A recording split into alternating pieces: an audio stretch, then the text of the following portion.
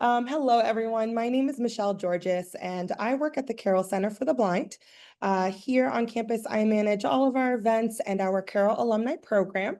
I'm very pleased to see some familiar names joining us today. I see a lot of clients and community members. So for those of you that are returning community members, welcome back. We're very glad to have you. And for those that are joining us for the first time today, thank you so much for tuning in and welcome. To share a little bit about the Carroll Center, we are a vision rehabilitation center here in Newton, Massachusetts, and we are dedicated to serving individuals of all ages and all stages of vision loss through a wide variety of independent living training programs. We offer services like orientation and mobility, assistive technology, personal management. We have some summer youth programs as well for our younger clients. And much more that it would take me quite a bit to get through. But, we always like to say that, whatever you need in order to get back to kind of as much independence as possible, we will likely have the program for you. Now, we are very honored today to be partnering with Belite Bio to learn a little bit more about the incredible work they are doing. Before we get started, I do want to share a few housekeeping notes. I do ask that everyone stay muted for the entirety of the session, just to avoid some feedback and other background noise that may be distracting to the speakers or other audience members. And we ask that if you do have any questions, feel free to pop those right into the chat. We have our team member here, Natalie, who will be managing the chat and will be sharing any questions that come through at the end of the session for the Q&A portion.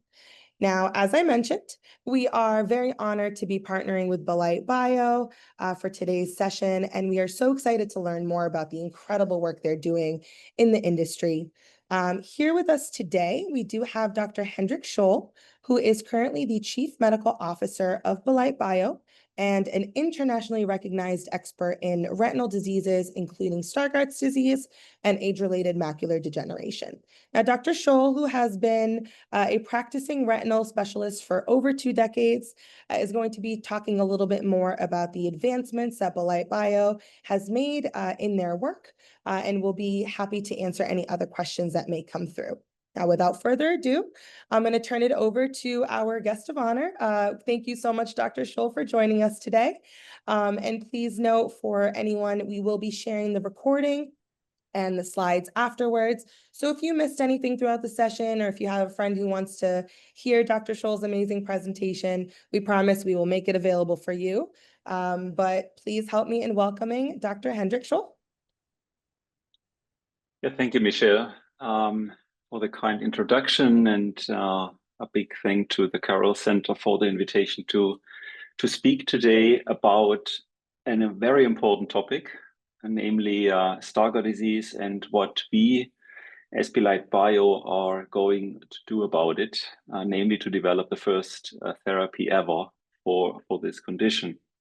Why do I say Stargardt disease is important?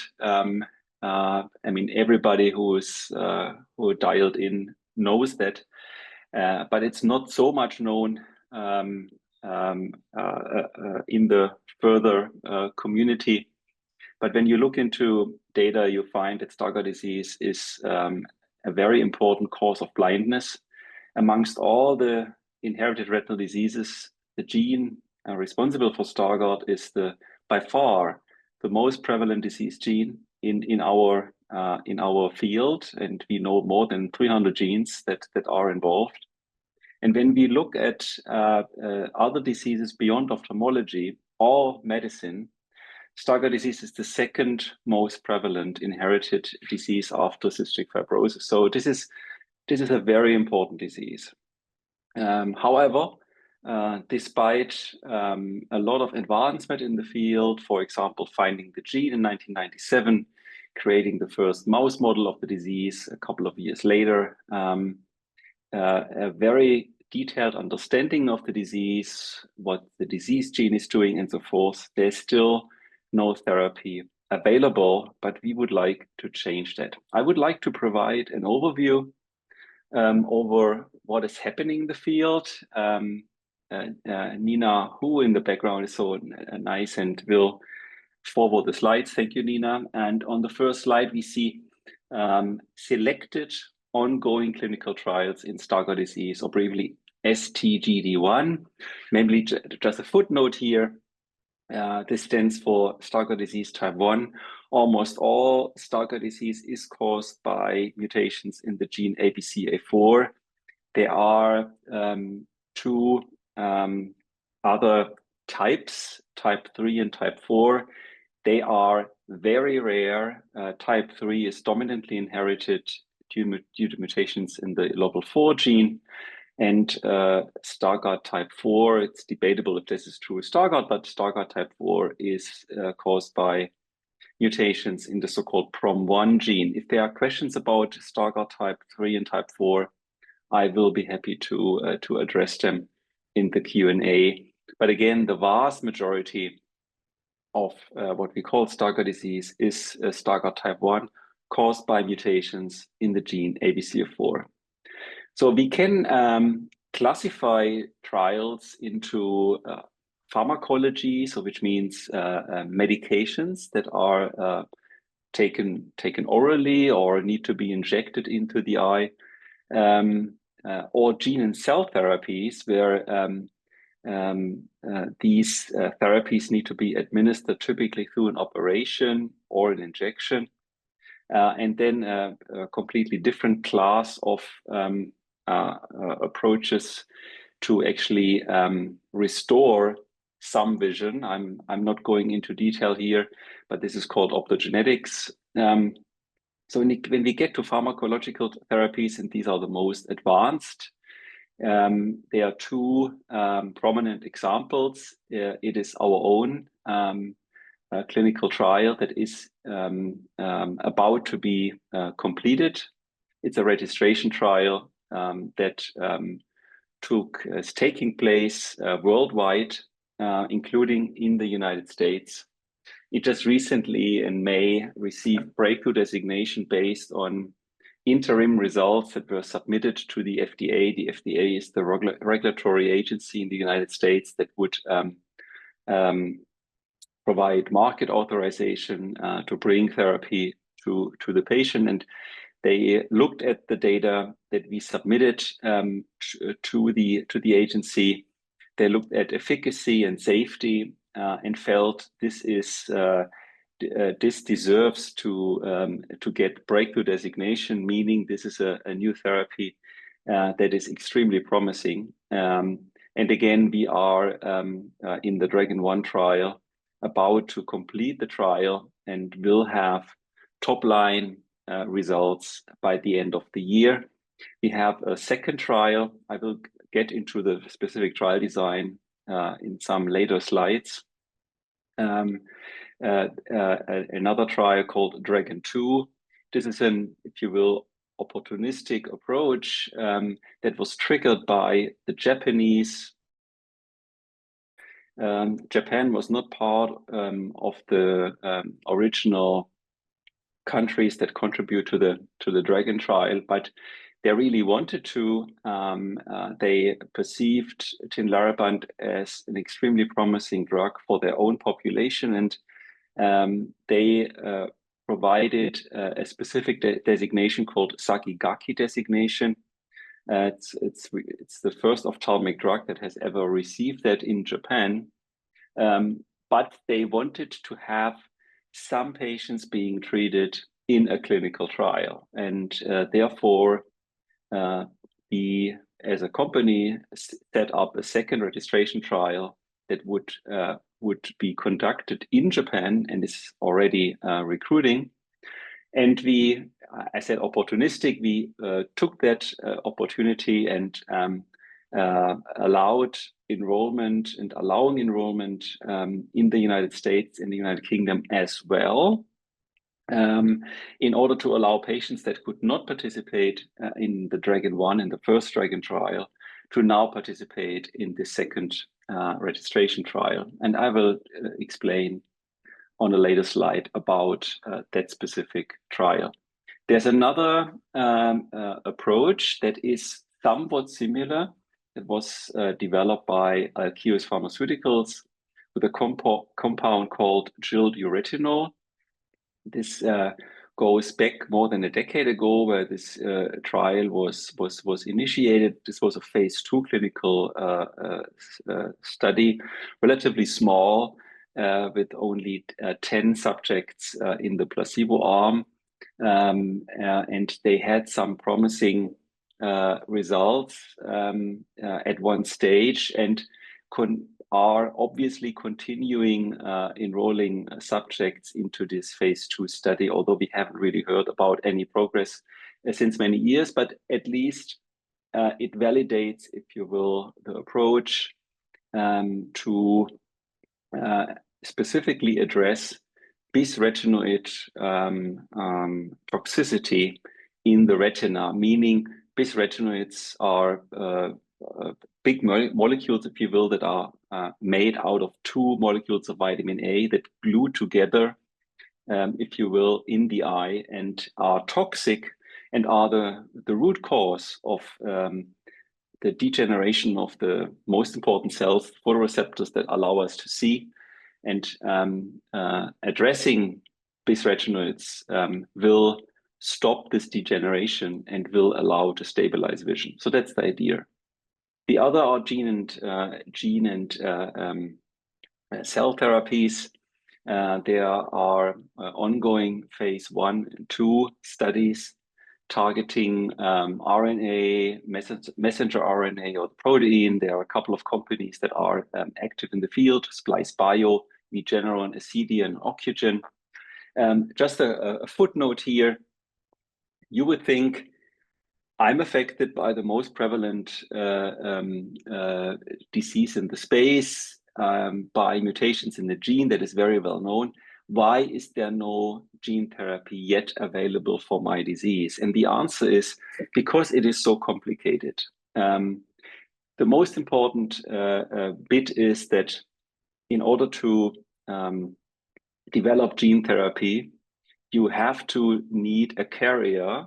There's typically a small virus that would carry the healthy gene. The problem with specifically ABCA4 is that ABCA4 is a very large gene and exceeds the packing capacity of these carriers, of these AAV vectors or these viruses. And therefore, all approaches that have been tried out to address that have become very complex, because you need then to use, if you will, 2 gene therapies and then glue the product together, or you try to specifically repair specific mutations in the gene.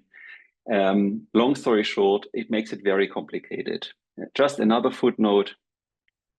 Currently, there are more than 2,800 mutations known in the gene, which makes gene therapy, again, especially when you would like to correct mutations, very challenging.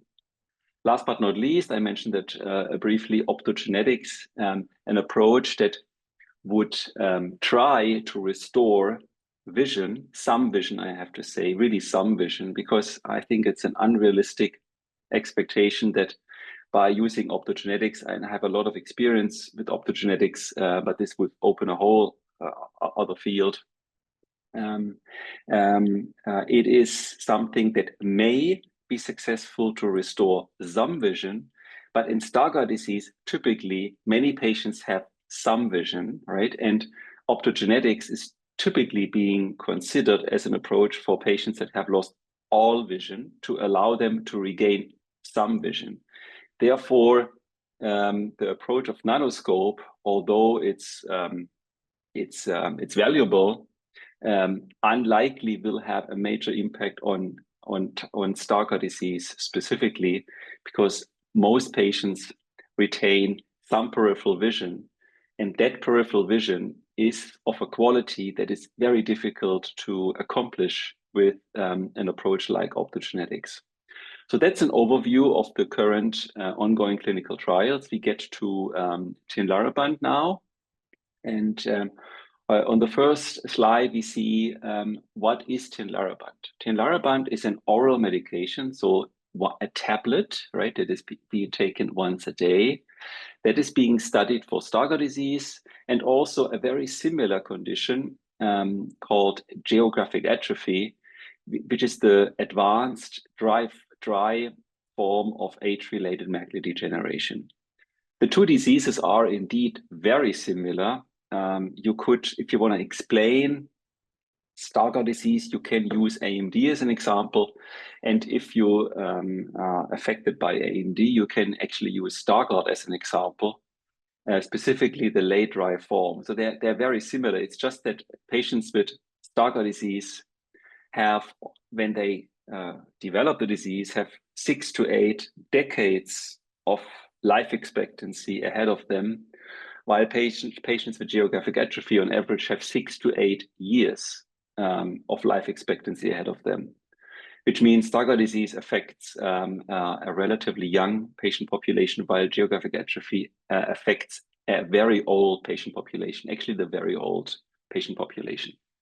But otherwise, it's very similar. It affects the macula, the very center of the retina, leading to the typical symptoms of losing reading ability, losing the ability to recognize faces, losing the driver's license, but retaining some peripheral vision. And that is very similar between the two. Tinlarebant works by antagonizing a protein called retinol binding protein 4. And retinol binding protein 4 is a protein that binds retinol, and retinol is also known as vitamin A. So that is the mechanism how tinlarebant actually can address retinol and accumulation of bisretinoids, or 2 molecules of vitamin A in the eye. RBP4, that protein, carries vitamin A from the liver to the eye, and the eye needs vitamin A, specifically the seeing cells, the photoreceptors. But in Stargardt disease, too much vitamin A, even normal levels of vitamin A, lead to toxic waste products, these bisretinoids in the retina. Tinlarebant, by blocking retinol binding to retinol binding protein 4 to RBP4, reduces vitamin A transport to the eye. Not completely, there will still be vitamin A available, but much less. And this helps prevent the buildup of these harmful substances that I already introduced as bisretinoids that damage the retinal cells.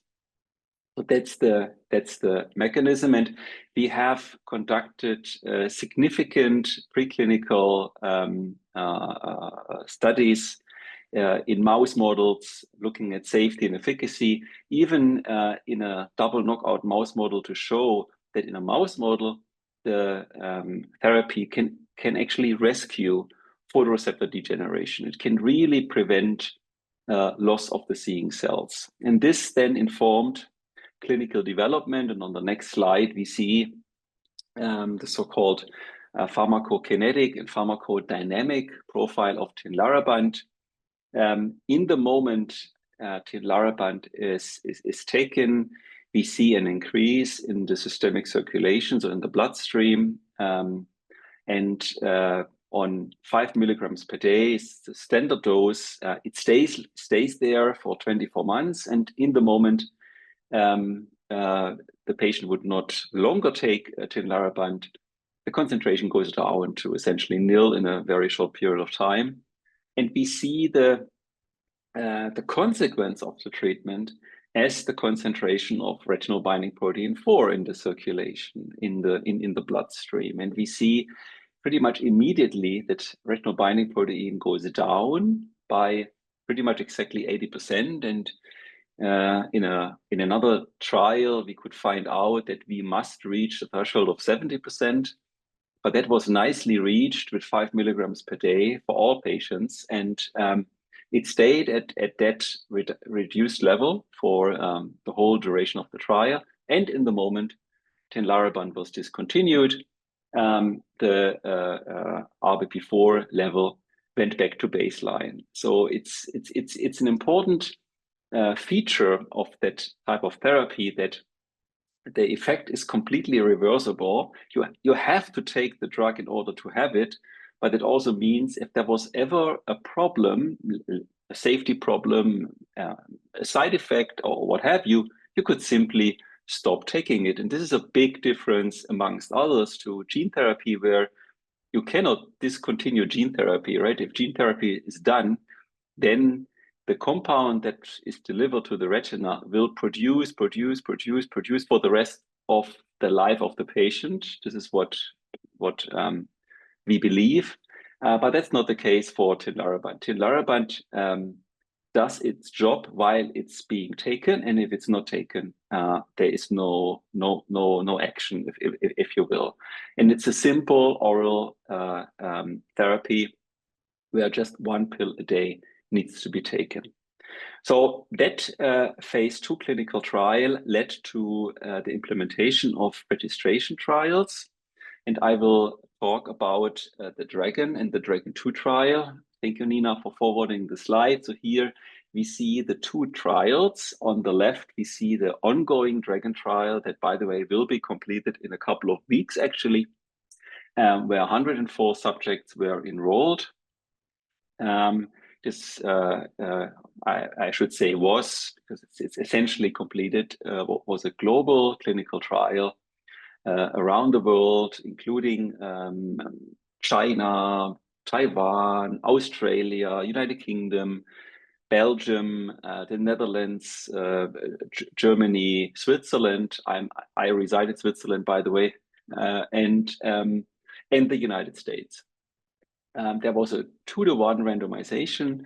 Patients were randomized twice as many to receive tinlarebant. 1/3 of the patients received placebo. It was double masked, meaning that neither the patient nor the treating physician would know what is being administered. The treatment duration was 2 years, and the primary endpoint that can be measured very precisely was the slowing of atrophic lesion growth. So atrophic lesions that can be imaged, the retina can be imaged by taking pictures of the eye, and such images show specific lesions, so atrophy, where the cells are gone, right, and in the very center. And these lesions can be measured, and the growth of these lesions should be slowed down, maybe even arrested, under tinlarebant treatment. And that is the primary endpoint of the Dragon trial, also of the Dragon 2 trial. I get to the Dragon 2 trial in a moment. And of course, we look at safety and tolerability and other measures such as visual acuity. We use other imaging modalities such as optical coherence tomography, or briefly OCT, and also some other functional measures such as microperimetry. We decided to conduct a trial in an adolescent patient population. The inclusion criteria were 12 to 20 years old. We decided that because this means that we would run the trial on a relatively severely affected patient population, and in a patient population that would benefit the most because they have the longest life expectancy after the treatment. But we believe that what we do in Dragon and Dragon 2 is completely generalizable to the whole patient population out there, for patients that are younger or older, for patients that are less severely affected and more severely affected. But again, we can discuss that in the Q&A. Patients needed to be diagnosed with Stargardt and carrying at least one mutation in the ABCA4 gene, and would need to qualify for specific lesion sizes. This is something that the treating physician would measure in a clinical visit. The lesion does not have to be too small or too large in order to allow in the trial to measure the progression over time precisely. The Dragon 2 trial that is currently enrolling is being conducted in the United States, in the United Kingdom, and in Japan. Here we have a randomization of 1-to-1. Half of the patients will receive the treatment, half of the patient will receive placebo. It's again double masked, again 2 years of duration, same medication, 5 milligrams per day for the ones that are on the tinlarebant treatment arm. Same endpoint, slowing of atrophic lesion growth, same secondary endpoints and safety measures. And pretty much the same key inclusion criteria, although we loosened the lower threshold of best corrected visual acuity from 2200 to 2400. So best corrected visual acuity of 2400 with a lesion that would fall into the inclusion criteria would allow to qualify to be enrolled in the trial. So for Dragon 1, we planned an interim analysis, meaning that an independent data safety monitoring board. This is a group of experts that are independent, that do not belong to Belite Bio and come from outside institutions, are typically experts in the field, as in our case, people that are very experienced in clinical trials, in ophthalmology, in internal medicine, in statistics, and so forth. And this DSMB, Data Safety Monitoring Board, would look at interim, so at mass data that we at Belite Bio would not be allowed to see, neither the patients nor the treating physicians, nobody other than the DSMB would see them, and they could look at the safety and the efficacy data. And this is shown on the next slide. This interim analysis was conducted in February this year, and the DSMB found the following, and this was then communicated to us as the sponsor of the trial. There was no modification of the study required, meaning everything is going as planned, everything looks good. Tinlarebant appears to be safe and well tolerated in this patient population. At the time of the interim analysis, the overall withdrawal rate was less than 10%, meaning that with withdrawal of the trial, meaning that a patient would not longer participate for all sorts of reasons, not willing to take the drug again, or not being able to come to the trial site, or moving to another location where the trial is not being offered. I mean, we speak about a 2-year duration of the trial. Only very few, namely 4 out of 104 subjects, so less than 4%, would withdraw of the trial due to ocular adverse events. So they had some side effects where they decided that they would not like to participate any longer. So this was very rare for a clinical trial, extremely rare, less than 4%. It was also important, I will show a slide later, but it was shown, and for the DSMB obvious, that visual acuity was stabilized in the trial with a mean change from baseline of less than 3 letters under both standard luminance and low luminance throughout the 2-year study. And importantly, and this is shown on the next slide, there was a specific extra recommendation, and this was not anticipated. This was not specifically defined, but the DSMB felt compelled. Obviously, they had seen a very strong efficacy signal. They felt it would be unethical to not act on the data, not become active in trying to get the drug to patients, and therefore recommended that we should submit the data for further regulatory review for drug approval. And this is exactly what we have done. We presented the data to the regulatory agency in April in Tokyo. We presented it in May to the FDA. We presented it to the United Kingdom regulatory agency, the MHRA, to the EMA for Europe. We are in contact with Swissmedic in Switzerland, and so forth. And as an immediate result, I mentioned that earlier, we got within weeks a breakthrough designation from the FDA because they were convinced of the safety and efficacy results that they had seen already, although we concluded, since the trial is almost completed, that we would not seek drug approval based on the interim data. We will seek drug approval on the whole data set when the study is finished, is completed, and that will happen in the next couple of weeks. I mentioned the visual acuity stabilization. This is shown on the next slide. We see the data of visual acuity for the fellow eye in gray and the study eye in orange. Long story short, there was not even a single letter loss over the on average.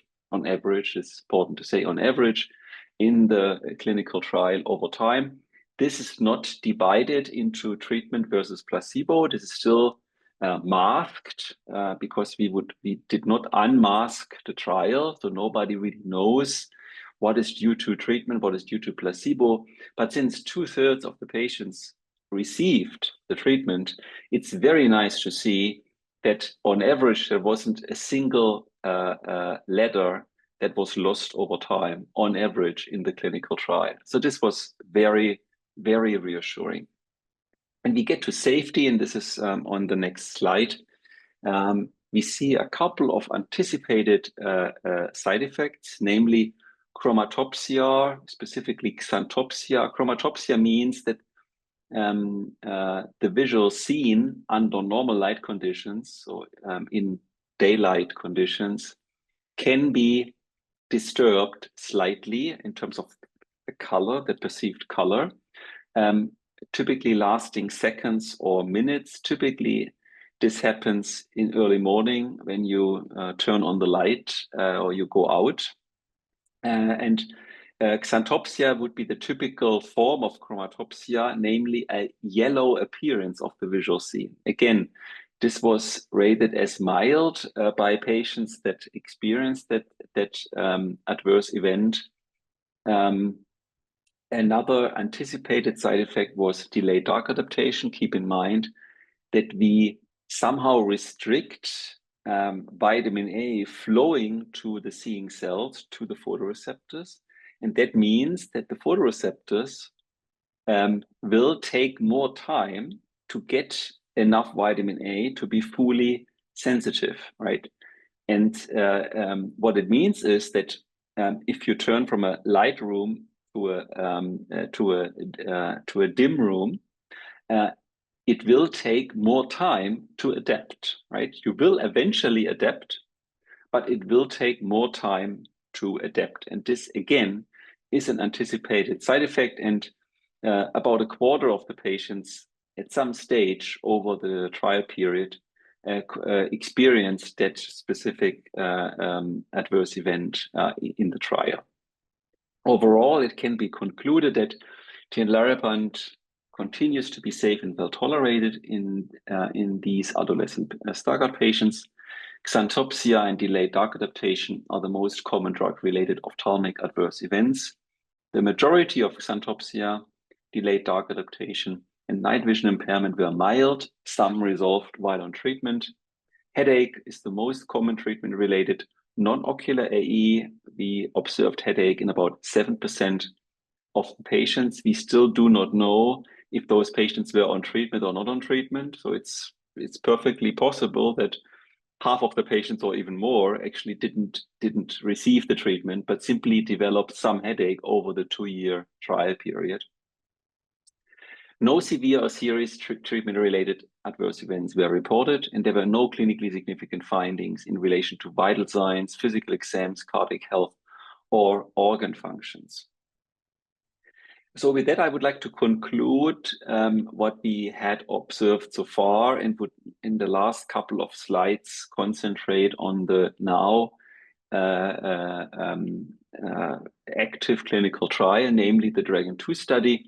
We see on the next slide the study title. It's a combination. There's a phase 1b portion that was only conducted in Japan, looking at the pharmacokinetics, pharmacodynamics.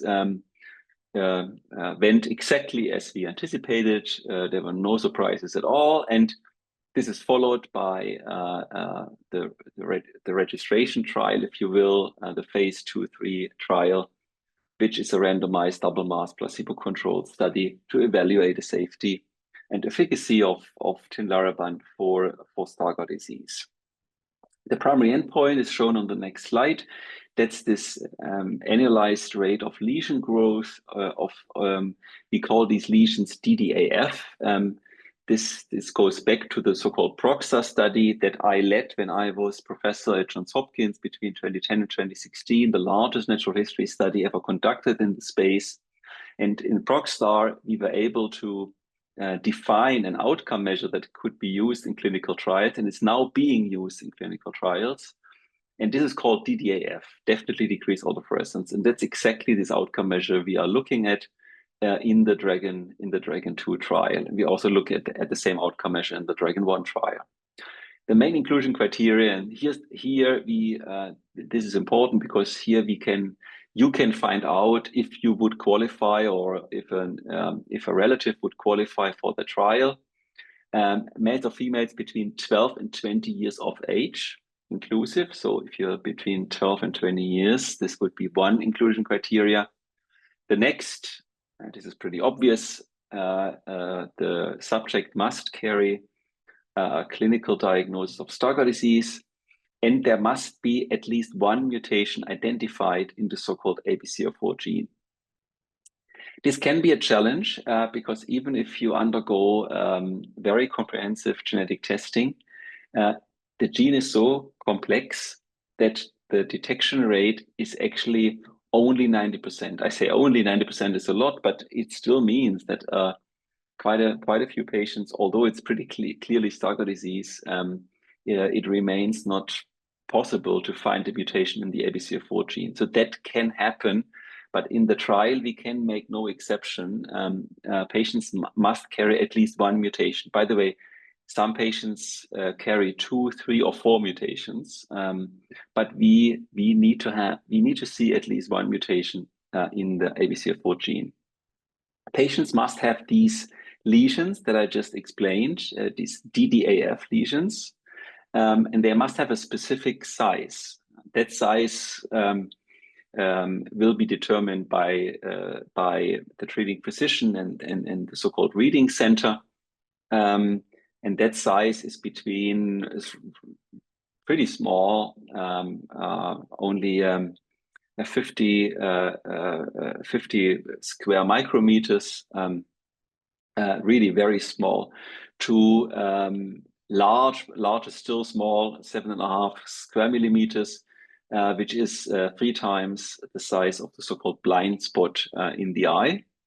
And a best corrected visual acuity, I mentioned that earlier, of 2400 or better for the study eye. There will always be a study eye and a fellow eye, but the inclusion criteria, and that is important, will always be applied to the so-called study eye. So one eye of the 2 will be the study eye.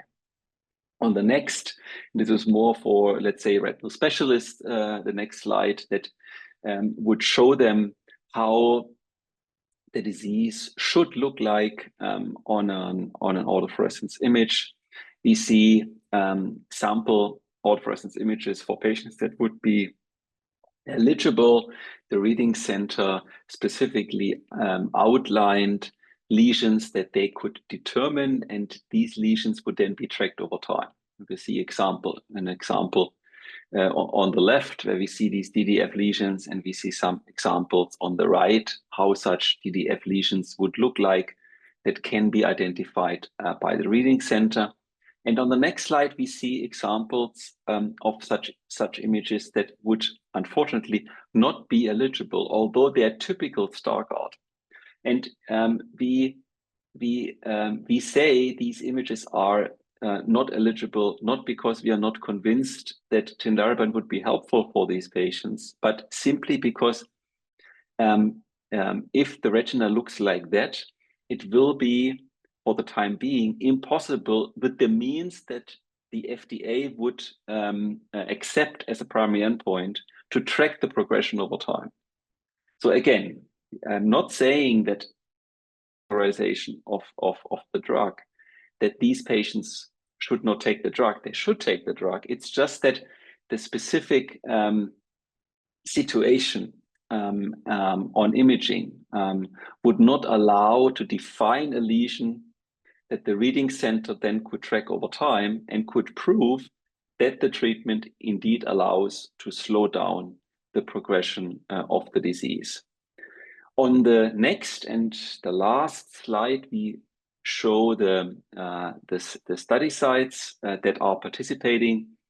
I believe the vast majority of today's participants in our webinar comes from the United States, so I keep the Japanese and UK sites brief and only read the US sites. This is the Boston Children's Hospital of Harvard University, the Duke Eye Center of Duke University, the Retina Foundation of the Southwest in Dallas, the Mayo Clinic in Rochester, the Shiley Eye Institute in San Diego, the Bascom Palmer Eye Institute in Miami, the Wills Eye Institute in Philadelphia, the Associated Retina Consultants in Phoenix, Arizona, the University of California at San Francisco, and the Long Island Vitreoretinal Consultants.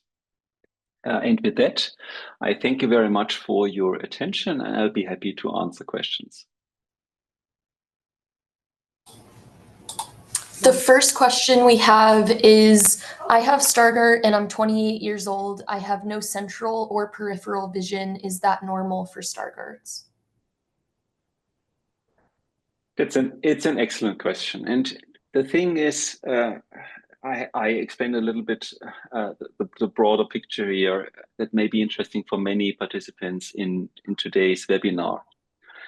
When the gene was discovered in 1997, and called ABCR and then later ABCR4, that is responsible for Stargardt, it was then found that other phenotypes, other clinical appearances that would not be described as typical Stargardt, and keep in mind that this was a description of a German ophthalmologist 110 years ago, right, with very limited means, right, that other phenotypes, more extensive phenotypes where not only the macula is affected, but also the periphery is affected, would also be caused by ABCA4.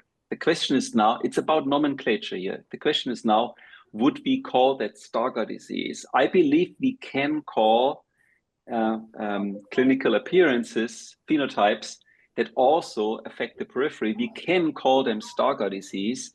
It would be maybe more precise to call them ABCA4 associated retinal disease, right? But now we discuss about nomenclature, right? Or what would be the best name?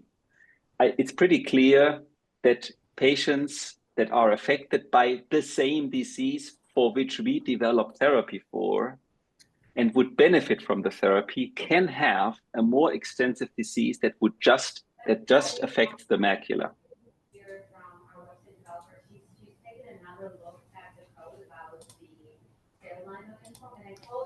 And our next question is, are there any side effects from taking the medication or drug interaction issues? Yeah, so I mentioned that, right? When we discuss the safety of tinlarebant, there are these two major adverse events or side effects that we anticipate when the drug is being taken. And again, a quarter of the patients over the 2 years at some point in time experienced those, and they were typically rated as mild. One was this, what I explained as xanthopsia, that the visual scene for seconds or minutes would appear yellowish, right? It's not that patients would not see anything, right? Or would lose reading ability or what have you. But over some time, minutes, seconds, the visual scene would appear yellowish, right? That's one. The other is what I explained as delayed dark adaptation, right? So the final threshold, the final sensitivity, what you as a patient could actually get to, what you as a patient how sensitive you could get after waiting for some time in the dark is not affected, but you would need more time to dark adapt, right? So if you go into a dim room without the treatment, and you would get pretty good vision after, let's say, 10 minutes, right? After staying in the dark. With tinlarebant, it may last 12, 13, or 14 minutes in order to get to the same sensitivity. So these are the most prevalent side effects. And would you anticipate this drug working or not working for a homozygous allele in the ABCA4 that may be associated with cone rod dystrophy?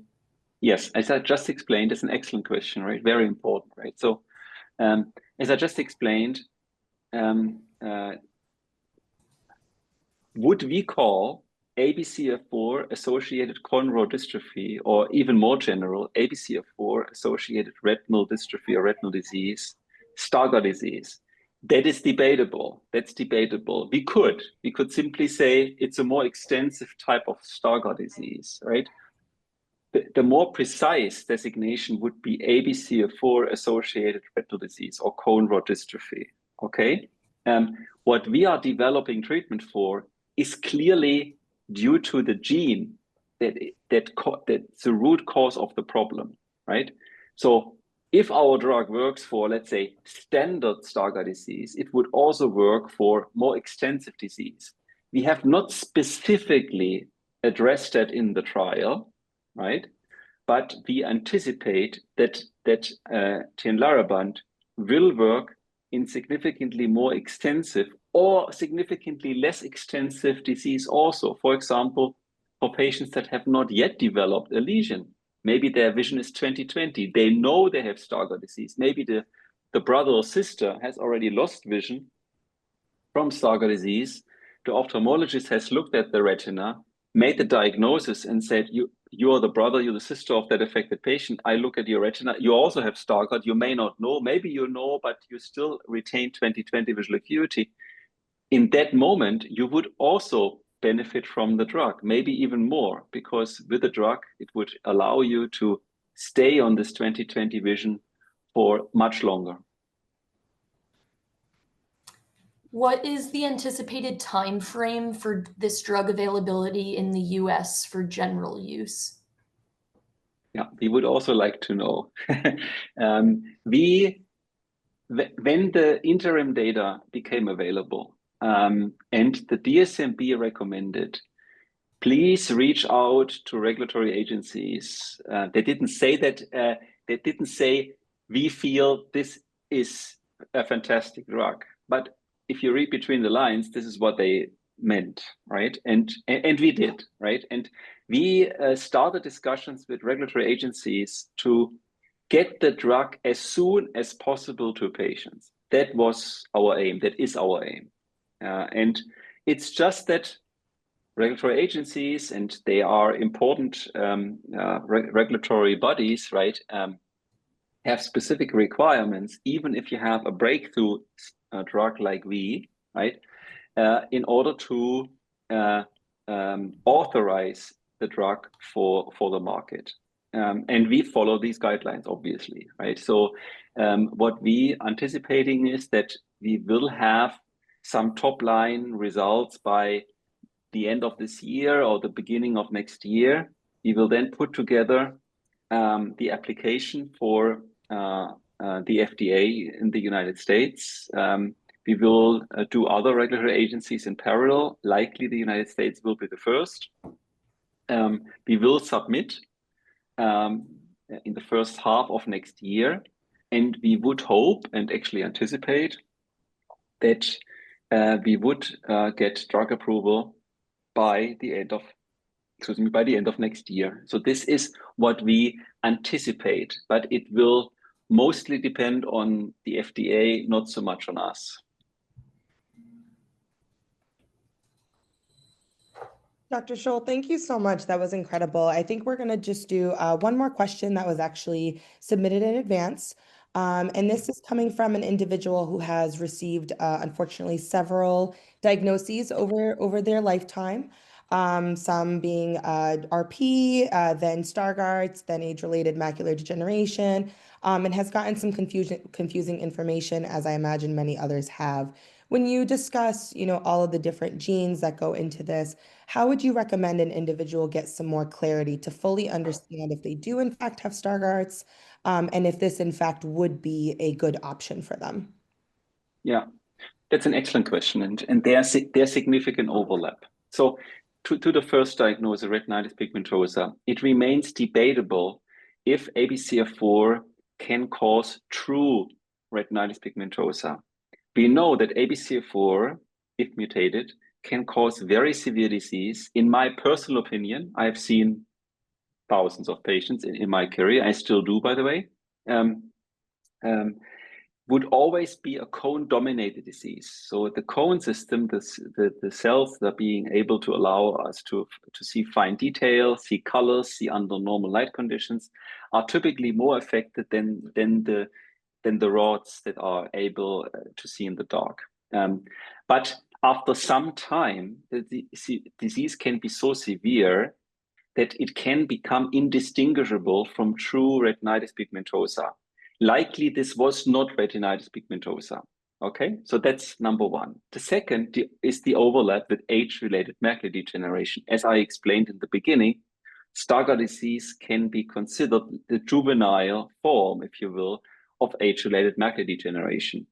If patients are affected very late in their life, the differentiation between the two can be very tricky.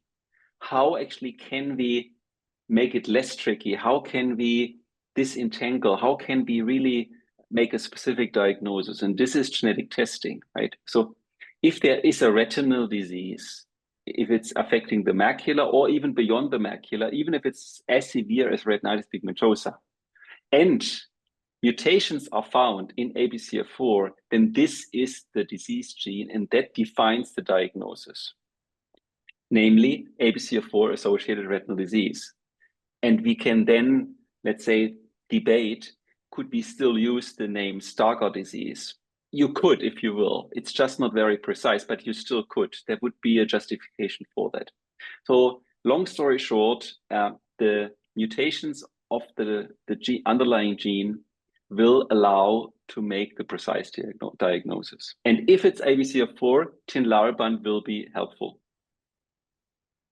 That's incredible. Thank you so much, Dr. Scholl, for helping us kind of walk through the complexities of everything. I know this is a very, complex and intricate work that you guys are doing.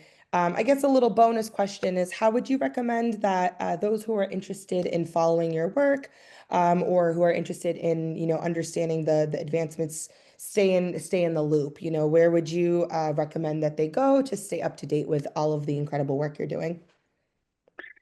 Thank you very much. This is very important, right? So we are very happy about all patients that will follow our work. I think the most important is that patients that would like to participate in the trial, participate in the trial. I think that's currently the most important, right? Otherwise, we miss out on that opportunity, or the patients must miss out on that opportunity. So get to your retinal specialist, get your diagnosis done, request genetic testing if you haven't done so, right? And if there is the diagnosis of Stargardt disease, ask your retinal specialist to explore if you are a candidate for the Dragon 2 clinical trial. And if the retinal specialist is at one of the sites that I just read, then you can participate immediately, or let them refer you to one of those sites to participate in the trial.